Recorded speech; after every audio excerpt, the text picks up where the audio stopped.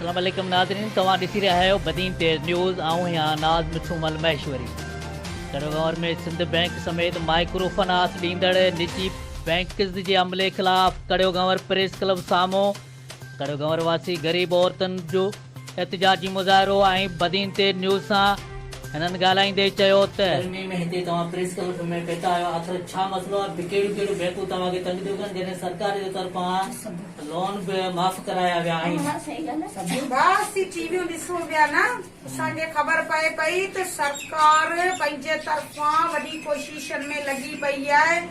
बैंकूं वारनि खे बि चए पई बार बार त बाबा महिरबानी करे माण्हुनि खां पैसा न वठो, चई छॾई लोननि जो बंदि करायूं वयूं आहिनि। पोइ हे सिंध बैंक वारा आशा बैंक वारनि हिकिड़ो महीनो जो असांखे चयो आहे, पर असां इहो ई हिकिड़ो महीनो कोन चयो उन्हनि खे। असां चयो ॾिसो हालात कहिड़ा लॻा पिया आहिनि, उन्हनि ते बि नज़र ॾेई ॾिसो त हालात जीअं सही थियनि था न ती बेशक असीं अव्हांखे पैसा ॾींदासीं। अॼु त सुबुह जो सिंध बैंक वारो आयो आहे, सभिनी मेंबरनि खे घुराए चए थो असीं मर्दनि सां बदलना आहियूं। बाबा मर्दनि सां वाक़ई बदलना आहियो, पैसा असां औरतूं अगरि 25 असांखे मर्द कमाए ॾींदा त असीं औरतूं ॾींदियूंसीं। जे असांखे मर्द कमाए न ॾींदा पोइ असीं औरतूं किथां आणींदियूंसीं?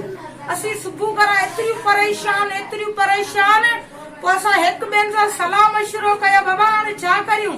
तॾहिं हिन जॻह ते पुॻा आहियूं, तॾहिं ॻाल्हायूं पिया। महिरबानी करियो हुकूमत खे असीं इहो अर्ज़ु करियूं था, महिरबानी वास्ते अल्लाह जे असां ताईं परेशानियूं लायो वञनि ऐं इन बैंकनि वारनि खे रोकियो वञे।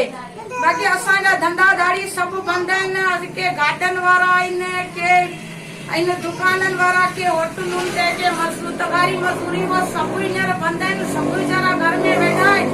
हाणे किथां आणीनि? केरु हिननि जी पुछा करण लाइ तयारु कोन्हे, न केरु हिननि खे किलो अटो ॾियण लाइ तयारु आहे। असीं पंहिंजी परेशानी में लॻा पिया। अॼु ॿार सिंध बैंकर आया हुआ शाम जो सुबुह जो 11 लॻे, चए था असीं मुस्लमाननि सां बदल कोन आहियूं, असांखे बैंक जा पैसा असांखे खपनि, भले लाश ॾियो हुजे तॾहिं बि असांखे पैसा खपनि था। पोइ असीं किथां पैसा आणींदासीं? असां बेकार आहे, ॿिया बि बैंकनि वारा आहिनि, पर अरबो एतिरो ज़लील कोन था कनि जेतिरो ज़लील कयो आहे असांखे। पर सरकार जे तरफ़ां त लोन त माफ़ कया विया आहिनि हिन मौजूदा सूरत हाल जे करे, त लोन माफ़ कया आहिनि। पोइ तव्हां इहो चयो कोन हुननि खे? हा, उहो चवंदा असीं हुन सां बदल कोन आहियूं, असांखे की बि कान्हे, पैसा ॾियो।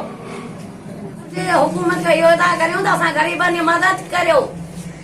असां छा कोत में शहर बंदि कराए असांजा बचा चकनि में बि कुर्चनि ते वेठा आहियो। कहिड़ी हुकूमत आहे? महिरबानी करे कंहिं बि बैंक वारो असां न ईंदो, असीं बैंक वारे खे मारींदासीं। असीं किथां आहियूं?